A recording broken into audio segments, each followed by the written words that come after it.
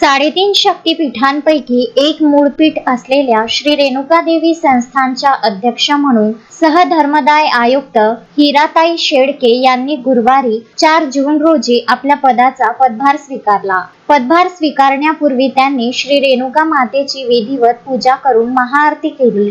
श्री रेणुकादेवी संस्थानचा पदभार स्वीकारताना सहधर्मदाय आयुक्त हिराताई शेळके यांनी विश्वस्त चंद्रकांत भोपी, संजय कान्हो व व्यवस्थापक विजय राऊत, लेखापाल योगेश साबळे यांच्याकडून संस्थानच्या कामकाजाबद्दल माहिती घेतली. यावेळी भाविकांना सुखसुविधा व सुरक्षा देण्याच्या त्यांनी सूचना केल्या. 2014 पासून नांदेड जिल्हा सत्र न्यायालयाचे मुख्य न्यायाधीश यांनी अध्यक्ष, सहाय्यक जिल्हाधिकारी यांनी सचिव, उपविभागीय पोलीस अधिकारी यांनी उपाध्यक्ष, तहसीलदार यांनी कोषाध्यक्ष म्हणून व 7 अशासकीय विश्वस्तांनी विश्वस्त म्हणून संस्थानचा कारभार सांभाळला आहे. शासनाच्या देवस्थान विषयक नवीन धोरणानुसार सहधर्मदाय आयुक्त हिराताई शेळके यांनी अध्यक्ष पदाचा पदभार स्वीकारला. यावेळी 2029 पर्यंत नियुक्त असलेले पदाधिकारी व अशासकीय विश्वस्तच कार्यरत असणार असल्याचे त्यांनी स्पष्ट केले.